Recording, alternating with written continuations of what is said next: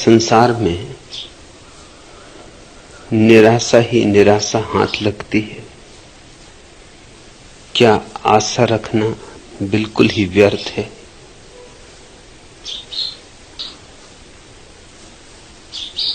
आशा के कारण ही निराशा हाथ लगती है, संसार के कारण नहीं। संसार को क्या पड़ी? संसार तो बिल्कुल तटस्थ है। सब खेल तुम ही रचा लेते हो। आशा बांधते हो, इससे निराशा हाथ लगती है। आशा का अर्थ है तुम चाहते हो भविष्य ऐसा हो, तुम्हारी वासना के अनुकूल, तुम्हारी तृष्णा के अनुकूल। और ये विराट अस्तित्व तुम्हारी क्षुद्र वासनाओं के अनुकूल नहीं चल सकता। और एकाध ही कोई होता तो भी ठीक था। करोड़ करोड़ जन, उनकी अरबों खरबों वासनाएं, अगर उन सबकी वासनाओं के अनुकूल विश्व चले, एक पग भी न चल सकेगा, अभी बिखर जाएगा, अभी खंड खंड हो जाएगा। ये फिर ब्रह्मांड न रहेगा। इसके भीतर जो अभी संगीत है, जो तारतम्य है, इस जगत के भीतर अभी जो एक समायोजन है, हर चीज एक दूसरे से तालबद्ध है, वह सब बिखर जाएगा। तुम्हारी व्यक्तिगत आकांक्षा के कारण अस्तित्व उसका अनुसरण नहीं कर सकता, पूर्ण अंश के पीछे नहीं चल सकता। और हम क्या हैं? हम छोटे से अंश हैं, जैसे सागर की एक छोटी सी तरंग। तरंग चाहे कि सागर मेरे अनुकूल चले, ये कैसे होगा? और यही हम चाह रहे। इसी असंभव का नाम तृष्णा है। हां, सागर के साथ तरंग चल सकती तो जीतेगी, फिर कोई निराशा नहीं। लेकिन सागर के साथ जब तरंग चलेगी तो पहले तो आशा छोड़ देनी होगी। फिर जहां ले जाए विराट, जो उसकी मर्जी। जी विधि राखे राम। फिर तुम्हारी कोई आशा नहीं, इसलिए तुम्हारी कोई निराशा भी नहीं हो सकती। आशा के बीज बोओगे, निराशा की फसल काटोगे। सफलता की आकांक्षा करोगे, असफलता की खाइयों में, खड्डों में गिरोगे। विजय चाहते हो, हार सुनिश्चित है। इस महागणित को ठीक से समझ लो। इससे जिसने समझ लिया वह बुद्धत्व को उपलब्ध हो गया। अगर जीतना हो तो जीतने की बात ही छोड़ दो, फिर तुम्हें कोई हरा नहीं सकता। अगर जीवन में आनंदित होना हो तो आनंद पाने की बात ही मत उठाना, आनंद की चर्चा ही मत छेड़ना, आनंद पर अपनी आशा मत टिकाना, और आनंद की वर्षा हो जाएगी। लाओसू ने कहा है, कोई देखूं मुझे हराए तो। कोई मुझे हरा नहीं सकता। उसके एक शिष्य ने पूछा, लेकिन बड़े बड़े पहलवान हैं, आप ज्ञानी हैं जरूर, लेकिन देह में तो बड़े बलिष्ठ लोग हैं, वे आपको हरा सकते हैं। लाओसू ने कहा, कोई मुझे नहीं हरा सकता, क्योंकि मैं पहले से ही हारा हुआ हूं। मुझे वो हराएगा, उसके पहले ही मैं चारों खाने चित्त लेट जाऊंगा, फिर वो क्या करेगा? हारे को कैसे हराओगे? और जो विराट के सामने हार गया है वह जीत गया। परमात्मा के सामने हार कहीं होती? वहां हारना तो विजय के हारों से लद जाना है, मोतियों के हारों से लद जाना है। तुम पूछते हो क्या संसार में निराशा ही निराशा हाथ लगती? संसार का कुछ लेना देना नहीं, संसार बिल्कुल तटस्थ है, सब तुम पर निर्भर है। तुम अगर जगत की अंतरतम व्यवस्था के साथ चलो तो जीत ही जीत है। आशा और आशा के दिए जलने लगेंगे, दीपावली हो जाएगी। ऐसे दिए जलेंगे जो कभी बुझते नहीं। तुम्हारी विजय पताकाएं शाश्वत में उड़ेंगी। तुम ऐसे सिंहासन पर विराजमान हो जाओगे जिससे कोई कभी उतरा नहीं। गुलाल कल उसी सिंहासन की बात कर रहे थे। सहस्त्र दल कमल खुलेगा तुम्हारे भीतर, उसके सिंहासन पर तुम विराजमान हो जाओ। मगर यह सौभाग्य उनको मिलता है जो इतनी हिम्मत रखते हैं कि अपने अहंकार को परमात्मा के चरणों में चढ़ा दें। हां, तुम अगर चाहो कि तुम्हारा अहंकार जीते तो बुरे पिटोगे। जितना बड़ा अहंकार होगा उतने ज्यादा पिटोगे। अहंकार के अनुपात में ही तुम्हारी पिटाई होती। जो इतनी हारें, इतनी असफलताएं, इतने विषाद तुम्हारे जीवन में आते हैं, ये तुमने ही पुकारे, ये तुमने ही आमंत्रित किए। ये अहंकार चुंबक की तरह इनको खींचता है। अहंकार भ्रांति, तुम अलग नहीं हो अस्तित्व से, इसलिए तुम्हारी अलग आकांक्षा क्या, आशा क्या? तुम अगर अलग होते तो आकांक्षा अलग हो सकती थी, आशा अलग हो सकती थी। तुम विराट के साथ एक हो ही। जैसे कोई पत्ता वृक्ष का अपनी निजी आकांक्षा रखता हो तो मुश्किल में पड़ेगा। जब वृक्ष नाचेगा हवाओं में, उस पत्ते को नाचना नहीं, अभी वो विश्राम कर रहा है। और जब वृक्ष शांत है और हवाएं नहीं बह रही, तब उस पत्ते को नाचना है, उसका विश्राम पूरा हो गया। वो कभी वृक्ष के साथ अपने को पाएगा नहीं। और जब वृक्ष नहीं नाच रहा है तो पत्ता कैसे नाचेगा? और जब वृक्ष नाच रहा है तो पत्ता अपने को नाचने से कैसे रोक पाएगा? हर घड़ी पत्ते को निराशा हाथ लगेगी। हर घड़ी ऐसा लगेगा कि सारा नियोजन मेरे विपरीत है, सब मेरे दुश्मन है। कोई तुम्हारा दुश्मन नहीं सिवाय तुम्हारे, और कोई तुम्हारा मित्र नहीं सिवाय तुम्हारे। अगर अहंकार गिरा दो तो तुम अपने मित्र हो, अगर अहंकार को उठाए रखो तो तुम अपने शत्रु हो। संसार को मत दोष दो, दोष है तो तुम्हारे अपने ही मन का है। लेकिन अपने को दोष कोई देना नहीं चाहता।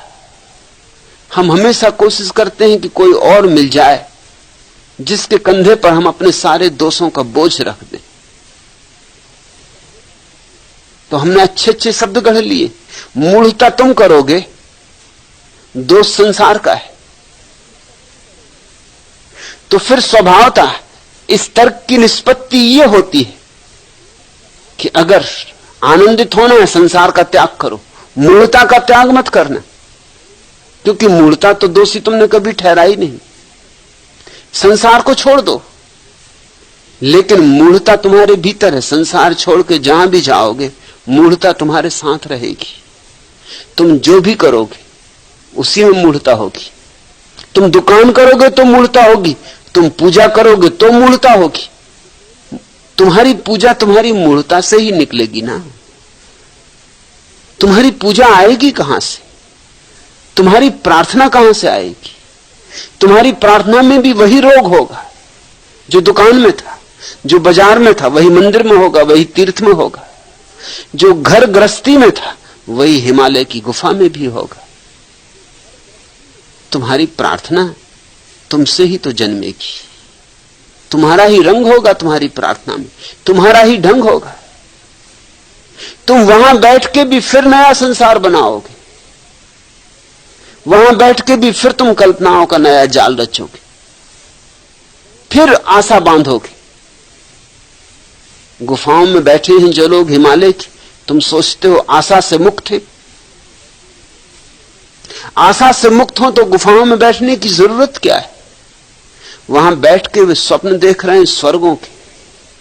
तुम्हारे सपने तो बड़े छोटे, तुम्हारे सपने कुछ बहुत बड़े नहीं। तुम सपने ही क्या देख रहे हो? यही कि कोई एक बड़ा मकान मिल जाए, यही कि कुछ थोड़ा धन हो, थोड़ी संपदा हो, यही कि कोई सुंदर पत्नी मिल जाए, पति मिल जाए, यही कि कोई अच्छा पद मिल जाए। तुम्हारे सपने भी छोटे छोटे हैं। तुम्हारे सपने उतने बड़े नहीं जितने सन्यासियों के, साधुओं के, तुम्हारे तथाकथित महात्माओं के। उनके सपने ये स्वर्ग मिलना चाहिए, कल्प वृक्ष मिलने चाहिए, जिनके नीचे बैठने से सारी आकांक्षाएं पूरी हो जाती, कुछ करना नहीं पड़ता। बैठे वृक्ष के नीचे और जो सोचा तत्क्षण पूरा हुआ। गजब के आलसियों ने यह कल्पना की होगी कल्प वृक्ष की, हाथ नहीं हिलाना पड़ता। मैंने सुना है एक आदमी भूले भटके कल्प वृक्ष के नीचे पहुंच गया। उसे पता नहीं था कि कल्प वृक्ष, थका मांदा था, वृक्ष के नीचे बैठा था, छाया देखकर सोचा कि ऐसे में कहीं आसपास भोजन मिल जाता, कितनी भूख लगी। कल्प वृक्ष था वह। तत्क्षण अप्सराएं स्वर्ण की थालियों में तरह तरह के मिष्ठान, भोजन, मेवे लेके उपस्थित हो गई। वो इतना भूखा था कि उसने विचार भी नहीं किया कि ये तत्क्षण किस लोक से अप्सराएं उतरी। रहा होगा कोई महात्मा, क्योंकि महात्मा इन बातों पर बड़ा भरोसा कर लेते। सोचा होगा है किसी पुण्य का फल, है जन्मों जन्मों की कमाई। अरे माला भी कुछ कम जपी, ये कभी का होना चाहिए था, वैसे ही बहुत देर हो गई।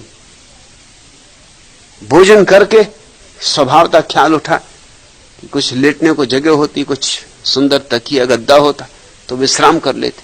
एकदम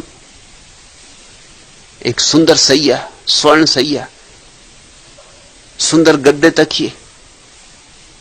महात्मा तो एकदम लेट गया, सो गया। नींद खुली जब 2-3 घंटे बाद तो सोचा बड़ी प्यास लगी, पानी होता। गुलाब की सुगंध से भरा हुआ जल, ऐसा स्वादिष्ट जल उसने कभी पिया ना था। जल पीते पीते अब उसे जरा सोच समझ लौटा, विचार लौटा कि मामला क्या है। पहले थालियां आई, फिर सैया आई, पानी भी आ गया। इस झाड़ में कोई भूत प्रेत तो नहीं? सो भूत प्रेत प्रकट हो गए। कल्प वृक्ष तो कल्प वृक्ष, चारों तरफ एकदम नंग धड़ंग भूत प्रेत नाचने लगे। बहुत घबराया, कहा कि अब मारे गए। सो मारा गया। भूत प्रेत चढ़ बैठे, उसकी छाती पे खूब उसको दबोचा, खूब पीटा, गर्दन दबा दी। जो सोचा वह हुआ। कल्प वृक्ष की कल्पनाएं लिए बैठे तुम्हारे महात्मा, आलसियों की कल्पनाएं, काहिलों की कल्पनाएं, मुफ्तखोरों की कल्पनाएं। तुम्हारी कल्पनाएं तो छोटी, तुमको कहते हैं पापी, और उनकी कल्पनाएं तुमसे बड़ी, और स्वयं को समझते हैं महात्मा। तुम पकड़ते हो छोटी मोटी चीजों को तो तुमको कहते हैं लोभी, और वे पकड़ते शाश्वत को और स्वयं को समझते निर्लोभ को उपलब्ध हो गए। मैंने सुना है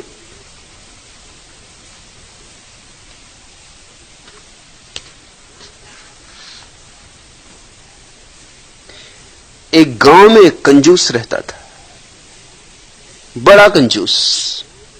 उसने सुना कि पड़ोस के गांव में एक और भी बड़ा कंजूस है, और लोगों ने कहा कि तुम तो उसके आगे कुछ भी नहीं। दिल को बड़ी चोट लगी, अहंकार को बड़ा धक्का लगा। जब धीरे धीरे पड़ोस के गांव के कंजूस की ख्याति बहुत दूर दूर तक फैलने लगी, तो इस कंजूस ने सोचा कि मैं भी जाकर मिलूं, दर्शन करूं, देखूं कि ऐसा क्या है जो उसकी महानता की इतनी चर्चा हो रही और मेरी कोई चर्चा नहीं। सो उसने एक कागज लिया, उस कागज के ऊपर 2 स्वस्थ सुंदर खरगोशों के चित्र बनाए और उस चित्र को एक डलिया में लेकर पड़ोस के गांव में रवाना हो गए। पहुंचा, उस गांव जाकर दस्तक दी द्वार पर। द्वार खुला, कंजूस का बेटा बाहर आया। उसने पूछा कि फला सज्जन कहां है? मैं उनसे मिलने आया हूं। बेटे ने कहा वे तो अभी बाहर गए हैं और 2-3 दिन तक शायद ही वापस आए, लेकिन मैं हूं उनका बेटा, कहें क्या सेवा करूं? उस कंजूस ने कहा कि मैं उनके लिए भेंट लाया था, और उसने निकाली डलिया में से उन सुंदर खरगोशों की तस्वीर और लड़के को देते हुए कहा कि ये मेरी भेंट उन्हें देना और कहना कि मैं उनसे मिलने आया था, मैं उनके पास के गांव में ही रहता हूं। बेटे ने कहा कि जब आए हैं इतनी दूर से, चलकर आए हैं, तो कुछ भेंट हमारी तरफ से भी लेते जाएं। भीतर आए, ले गया भीतर और कहा कि डलिया खोलें। खोली कंजूस ने डलिया। लड़के ने अपने हाथ से आम का आकार बनाया हवा में और कहा कि ये आम लेते जाएं, ये हमारी भेंट। अब आम तो थे नहीं, बस हवा में आम का आकार बनाया और उसकी झोली में डाल दिया। कंजूस लौटा अपने घर तो मनी मन सोचता आया कि जैसा सुना था वैसा ही पाया। अरे मैं तो कम से कम कागज पर बनाकर ले गया था खरगोश, और लड़के ने तो एक कागज तक खर्च ना किया, रंग खर्च ना किए, हवा में ही आम बनाकर दे दिए। जब बेटा इतना कंजूस है तो बाप से तो ईश्वर ही बचा है। इधर दूसरे गांव से बाप घर लौटा, बेटे ने सारी गाथा उसे सुनाई और उसने कहा कि वो आदमी ये 2 खरगोश भेंट दे गया है, और भेंट मैंने भी दे दी, खाली हाथ उसे जाने नहीं दिया। उसे मैंने कुछ आम भेंट दिए। लड़के ने पुनः आम की आकृति बनाई और कहा कि इस तरह मैंने उसकी डलिया में डाल दी। बाप ने देखा तो जोर से एक चांटा अपने बेटे को मारा और कहा कि अरे उल्लू के पट्टे, जब मैं घर नहीं होता तब तू कुछ ना कुछ गड़बड़ करता ही है। अरे नालायक, आखिर इतने बड़े बड़े आम देने की क्या जरूरत? अरे देने ही थे तो छोटे छोटे भी दे सकता था। तू तो मुझे लुटवा के रहेगा एक दिन।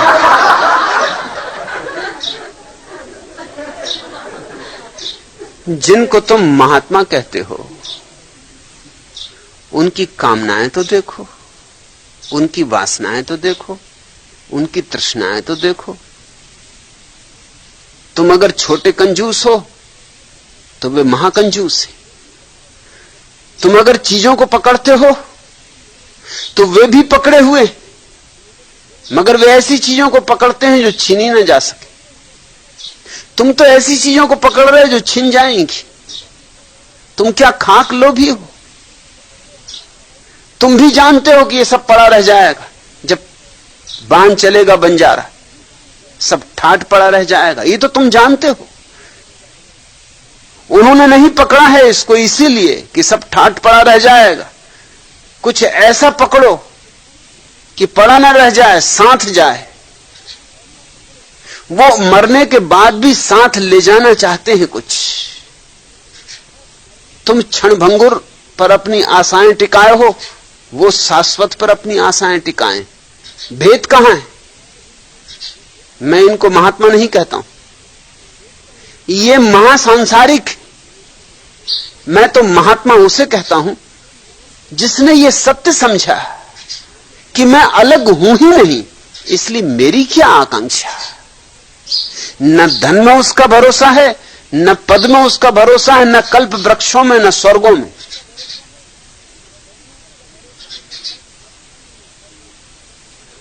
वो किसी चीज पर अपनी आशा ही नहीं टिकाता, न क्षणभंगुर पर, न कालातीत पर। उसने अपनी आशा को ही व्यर्थ देखकर छोड़ दिया है। आशा के छूटते ही निराशा समाप्त हो जाती। जरा सोचो, अगर आशा ना हो तो निराशा कैसे होगी? अगर तुम्हारे मन में आशा ही नहीं है तो तुम कैसे हताश होगे?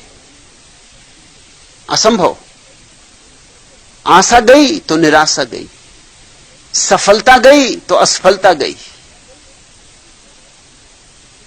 दिन गया तो रात गई। वे साथ साथ हैं, संयुक्त हैं। दोनों साथ ही हो सकते और साथ ही जाते। संसार को दोष मत दो, अपने मन को समझो। मन ही तुम्हारा असली संसार है। लेकिन मन की तो हम चिंता नहीं करते, मन को तो लिए फिरते, मन को तो सजाते, संसार को गालियां देते। संसार जिसने तुम्हारा कुछ भी बिगाड़ा नहीं, ये वृक्षों का संसार, ये चांद तारों का संसार, ये आकाश में सूरज, ये बदलियां, इसने तुम्हारा क्या बिगाड़ा? ये विराट की अद्भुत लीला, इसने तुम्हारा क्या बिगाड़ा? इसको गाली देते हो, कहते हो ये सब माया। और भीतर तुम्हारे जो माया का मूल स्रोत है, तुम्हारी कल्पनाओं का जाल, तुम्हारी आकांक्षाओं का जाल, तुम्हारी तृष्णाओं का अनंत अनंत फैलाव, उसको गटके बैठे हो, उसको उगलो, उसको थूको। वही है भूल। मैं तुम्हारे मन को संसार कहता हूं।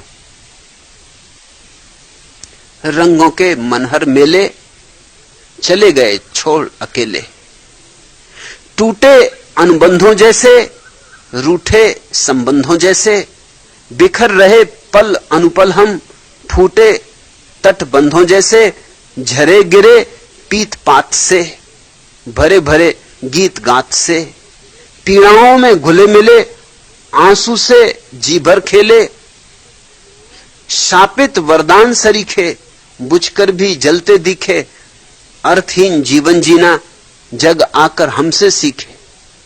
अपनों के तेवर बदले, सपनों के जेवर बदले, प्रज्वलित पलाश से नयन जैसे गेरू के ढेले, सांसें घनसार हो गईं, आशाएं छार हो गईं, अधरों पर चिपकी बेबस, मुस्कानें भार हो गईं, रोम रोम जलती होली, भाल लगी उलझन रोली, एक भाव से तथस्थ हो, फाग आग दोनों झेले, रंगों के मनहर मेले।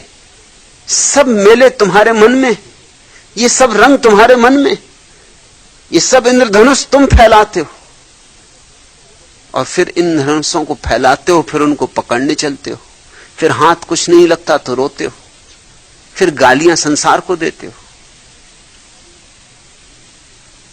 मन के प्रति जागो,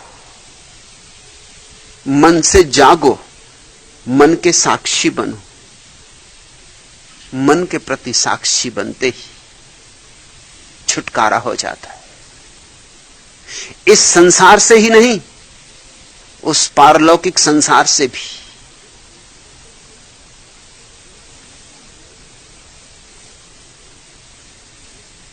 जैसे ही तुम मन के प्रति जागे और तुमने देखा कि मन सारा खेल कर रहा है, मन एक प्रोजेक्टर है, तुम फिल्म देखने जाते हो ना, तो तुम्हारी आंखें तो पर्दे पर अटकी रहती, तुम पीछे तो लौट के देखते भी नहीं। असली खेल पीछे चल रहा है, वो जो प्रोजेक्टर पीछे लगा हुआ है, फिल्म वहां है। पर्दे पर तो केवल प्रक्षेपित होती, लेकिन तुम पर्दे पर उलझे हो जहां कुछ भी नहीं, सिर्फ धूप छांव का खेल है। मगर कैसे उलझते हो? अगर कोई दुखांत दृश्य आ जाता तो आंसू टप टप झर जाते, अगर कोई सुखांत दृश्य आ जाता है तो हंसी के फव्वारे छूट जाते। तुम कितने रंगों में से गुजर जाते हो एक फिल्म को देखते हुए, और जानते भली भांति कि पर्दा है और कुछ भी नहीं।